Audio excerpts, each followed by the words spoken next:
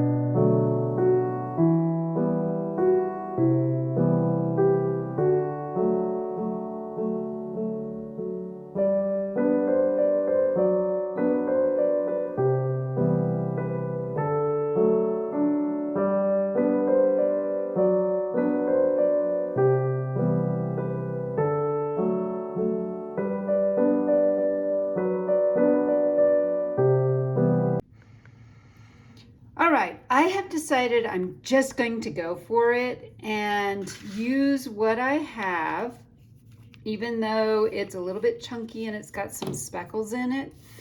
We're going to see how this looks, and like a lot of things, if this doesn't work, we can always start over. But again, happy accidents, right?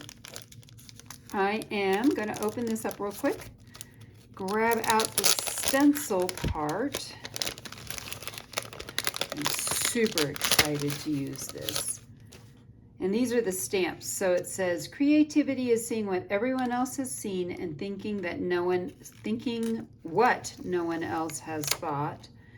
And then there's this beautiful butterfly. This is just the alphabet with numbers. And this one says, because when you stop and look around, this life is pretty amazing. Some more numbers. And then it's all perspective.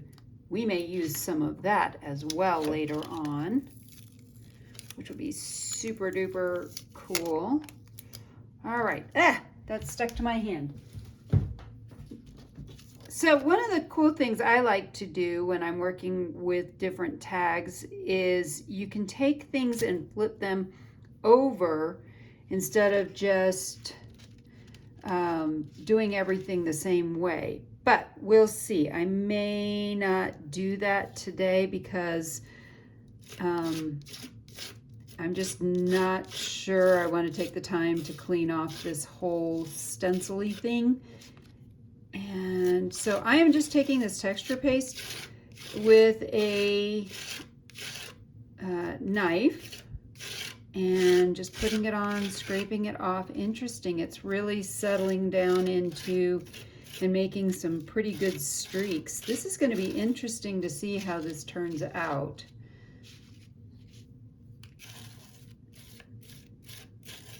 This part fills in a lot, so this will take away a lot of the what the design is underneath of it, and I'm okay with that. I'm very, very okay with that. Now, one of the things about this dimensional is that it is very wet. It is a water base, so it's very wet. And let's peel this off and see what we have. Ooh, oh, that is so pretty. All right, so far so good. I am loving what I'm seeing. I do want to take a minute though and clean this off. Before we move on to the next one, I'm grabbing my wipes because I don't want to risk getting stuff up underneath of it and then it not turning out. I don't know that other people do this. For me, I just felt like, this might be a good idea to wipe it all off before we keep going. And as you can see, my background, this is just a piece of plastic that I picked up. It's like a plastic poster board to protect my surfaces. So I like that. Kind of clean this off a little bit. There we go. Let's do another one. For this one, now that I've kind of cleaned this off, we can flip it over and do it the other direction. It'll look very similar, but the swirls will simply go a different direction. All right, let's grab some more of this. The hardest part I find is needing extra hands. Do you ever craft and need extra hands? I feel like I need extra hands to do a lot of this. That would be really helpful. And you know, I know that I have, actually now that I think about it, I actually have a magnetic board, and maybe I'll grab that for this next one that I do. It holds, it's a piece of metal and it holds everything down with magnets. So maybe I'll get that out and use that, and we'll see if that doesn't help. That would be an extra pair of hands that I could really use. All right, I'm going back in and scraping this off even. Peel it off. Oh, that is so pretty. All right, I'll be right back. Let's try that metal. I'm back with this. This is a thing from We Are Memory Keepers that comes with magnets that can hold things down. And because it's metal, you can also do things like embossing on it, things like that. Let's see if this is not better, at least, to use, whoops. I have no idea what that's from, but it's from something clearly. So I'm going to get this all lined up and put down the magnets, see if that doesn't help hold things a little bit better. And I love that it comes with some longer magnets as well. That way we can, I mean, if you really feel like you need it, you can actually put the magnets all the way around it. But for me, I think I'm just going to go this way. And now that I have that, I can kind of scrape the rest of this off and get it down into the stencil. That will help me not waste any of this. The other thing about this cleans up, this paste cleans up really easily because it is a water base. It just rinse everything off and it comes right off. Oops, you can see the sun coming through. Finally getting some sunshine this morning. It has been a very cloudy, foggy day today already. So it's good to see some sunshine coming through. All right. So the hard part about stenciling or using stencils like this is trying to get it all down into the stencil so you don't waste any or you don't have any blank spots. I'm going to try to scrape just the last little bit of this, put it down on the bottom here. It may not be enough to cover the whole bottom, and that's probably okay.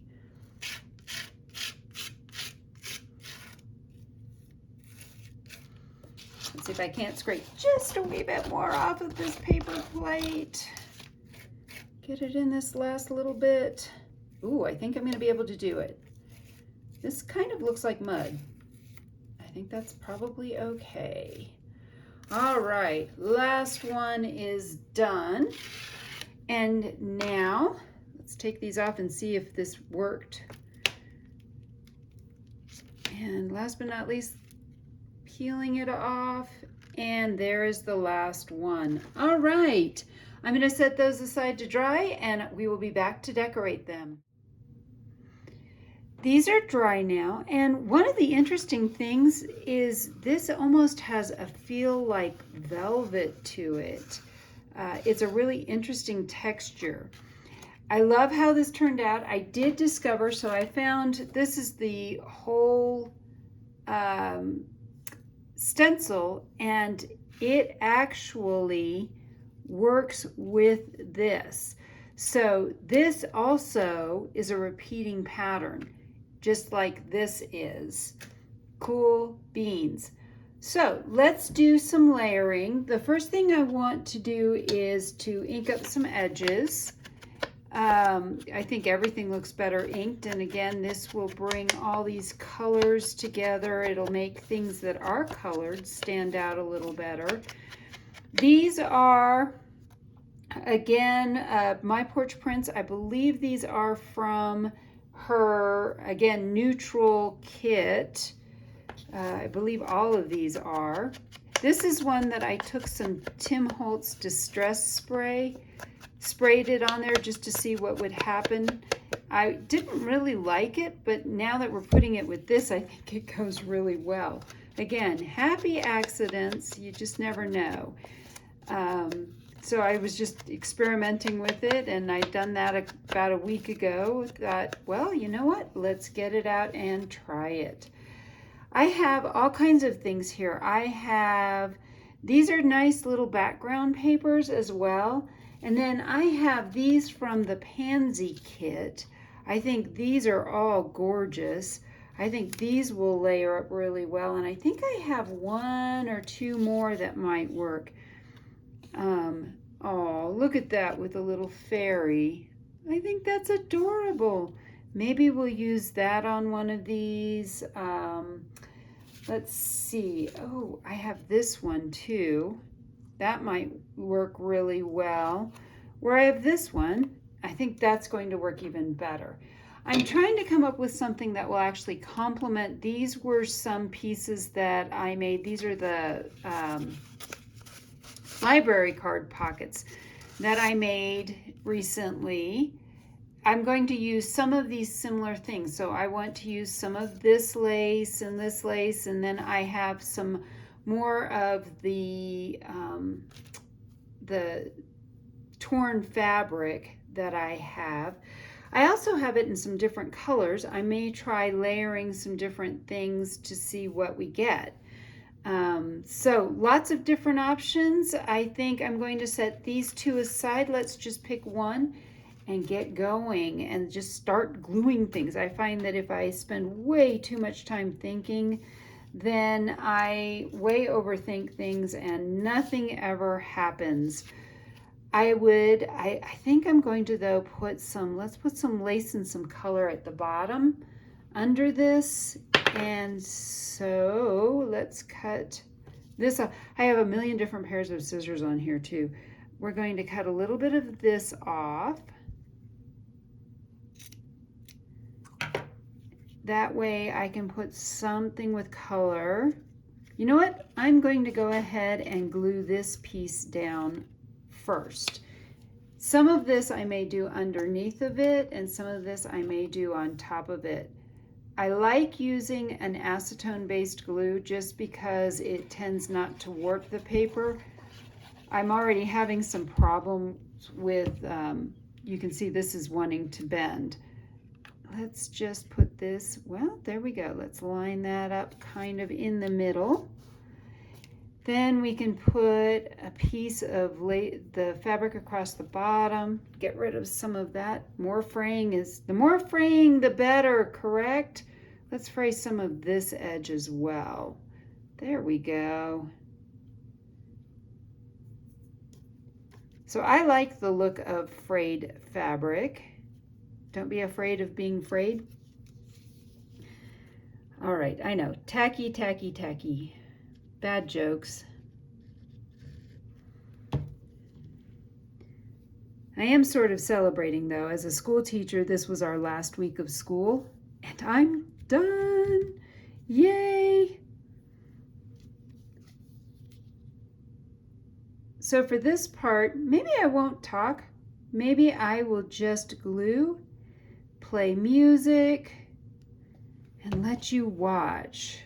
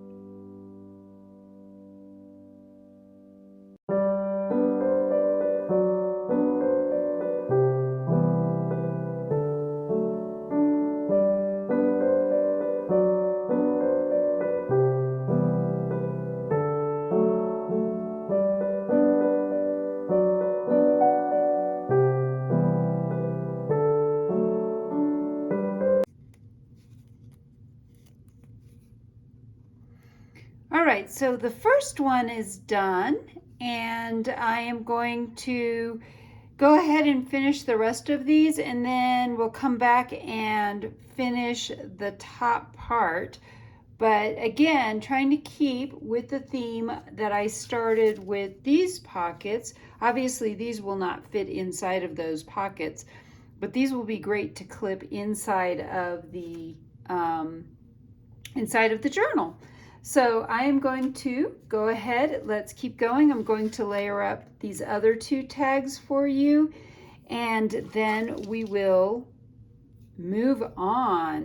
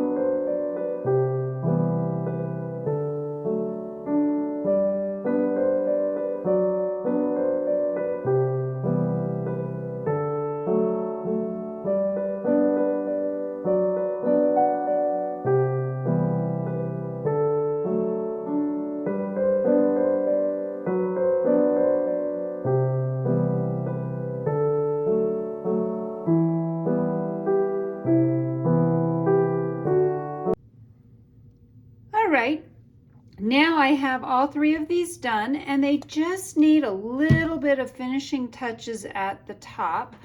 I am going to grab my hole punch and some pre-made reinforcers, and you can see I make them in all different kinds of colors, but I'm going to just use my plain ones.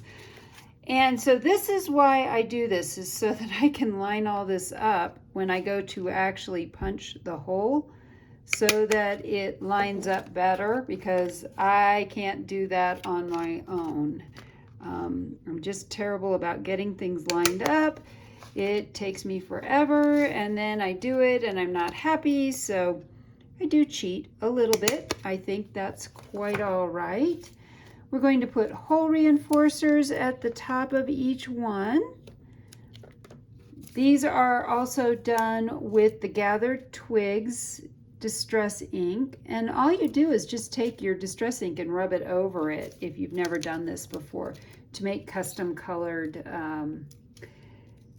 hole reinforcers.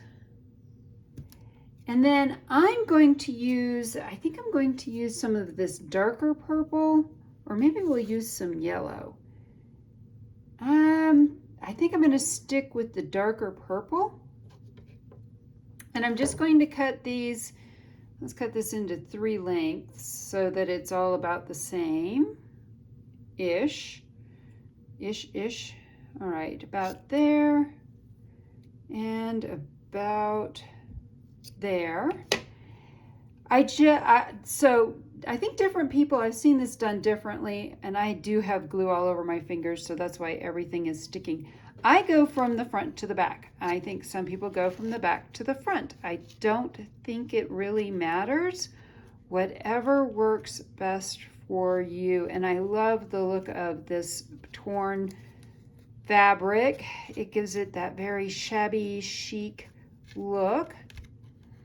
And I usually do this better, but today I think because of all the glue on my fingers, this is not going as well as planned.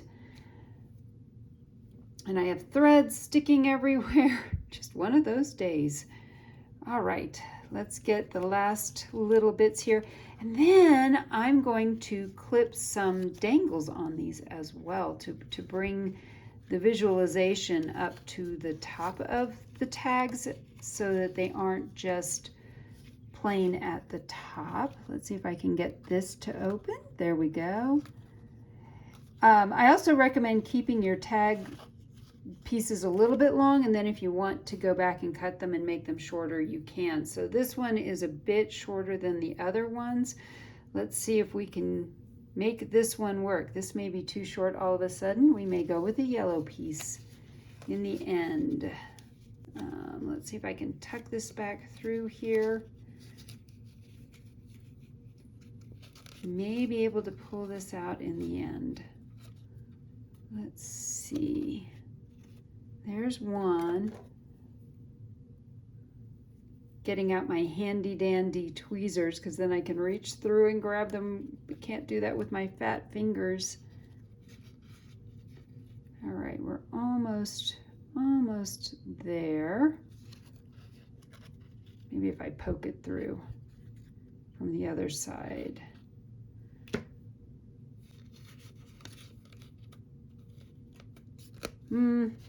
Well, it doesn't look quite as fabulous as the other two. I may go back and replace that. But last but not least, I have some of these word tags that I made a while ago.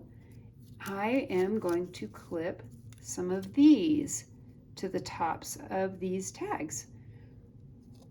And I like that idea. Let's see. Maybe we'll go this direction.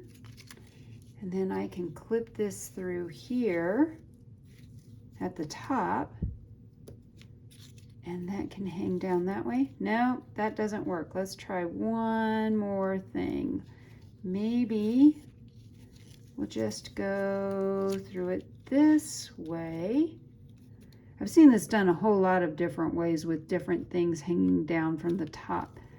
Or maybe we'll just go this way and just have that hang from the top. All right, well, thank you for watching my tutorial. and I hope I've inspired you to be creative today.